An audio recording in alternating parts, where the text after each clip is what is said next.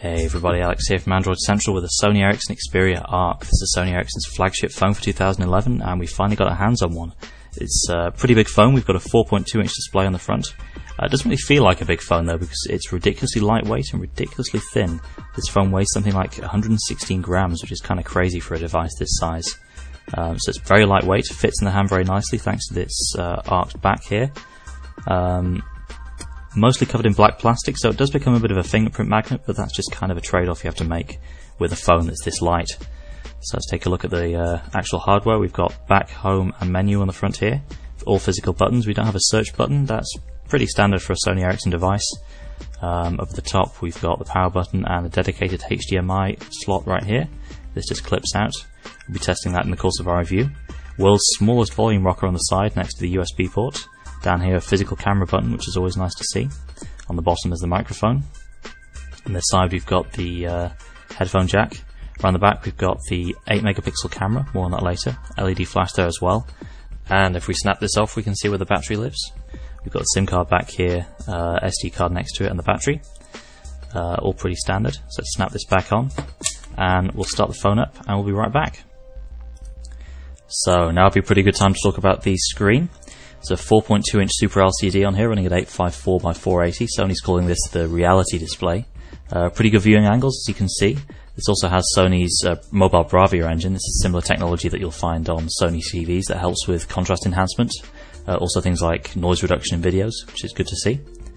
So if we head into the menus quickly, we can see that this is running Android 2.3.2, so not the latest version of Gingerbread, but Gingerbread all the same.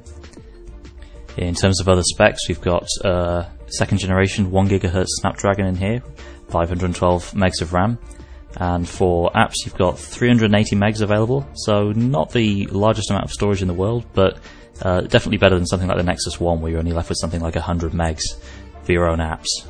Not sure if you can see there, but we've installed quite a few apps on this phone and we still have a good 250 megs left, which is okay. It's not bad, but it's not a mind-blowing amount of storage either. So anyway, here we are back at the home screen. We've got 5 of them here, customized with your standard Android widgets and some Sony Ericsson stuff as well. We've also got the customizable dock down the bottom of the screen, and we can swap out any of these apps and replace them with anything we like, which is cool. Now let's take a look at some of these widgets, all pretty standard stuff. We've got the Timescape widget on the side there that shows social network updates, new text messages, missed calls, things like that. And we've also got this neat little Rolodex thing at the side that shows photos and videos that you've taken on the phone. There are a few other widgets available. Let's load the widgets menu up and take a look. We've got the usual Android stuff, clock, calendar, things like that. A few Sony Ericsson specific clock widgets which are nice, various on-off settings buttons. There's a help and support thing as well. Let's load this up and then dump it straight in the trash so we can take a look at this cool little 3D effect. So there we go. Another cool 3D feature is this leap effect, kind of reminiscent of HTC Sense. If you pinch out on the home screen, you can get a list of widgets and just click one of them and it'll take you to the screen that it's on. Let's take a look at the app drawer. This is very nicely animated, arranged in pages of 16 apps, and you can arrange them any way you like. You can arrange them in your own order and move them around yourself. You can also choose to list them alphabetically or by frequency of use or installation date. So let's move on and take a look at the browser. This is pretty much the stock Gingerbread browser, ever so slightly skinned, although not really appreciably different from what you'll get in stock Gingerbread. Also comes with one of my pet hates in the stock browser, which is this little button down here. There's no way of turning this off in the settings, even though you'll probably be using pinch to zoom most of the time.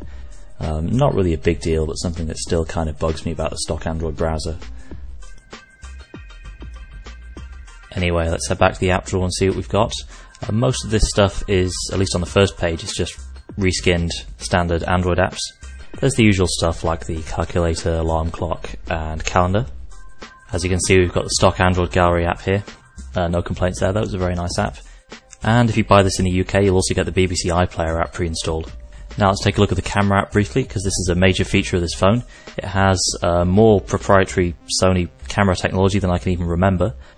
But all you really need to know is that the camera is very, very good for stills and for video.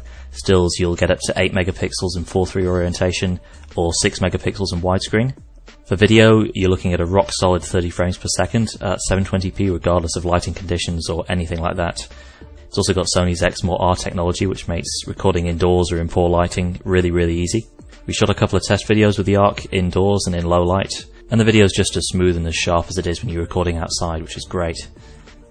The camera app also gives you access to a bunch of settings for the video and photo camera.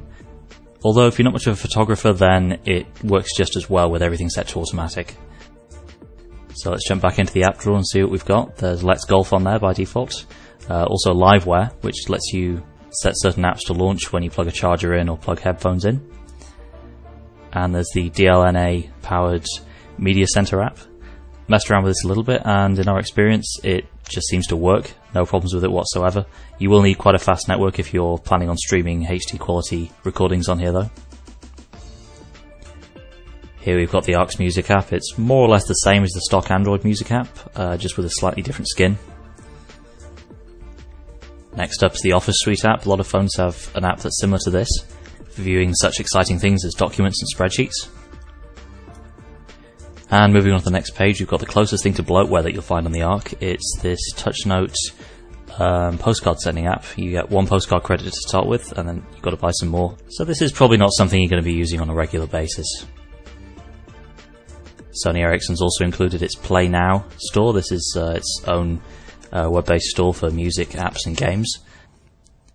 You can buy all three on here, and it uses carrier billing, so anything you do buy will be included in your next phone bill. We'll definitely be taking a closer look at this in our review.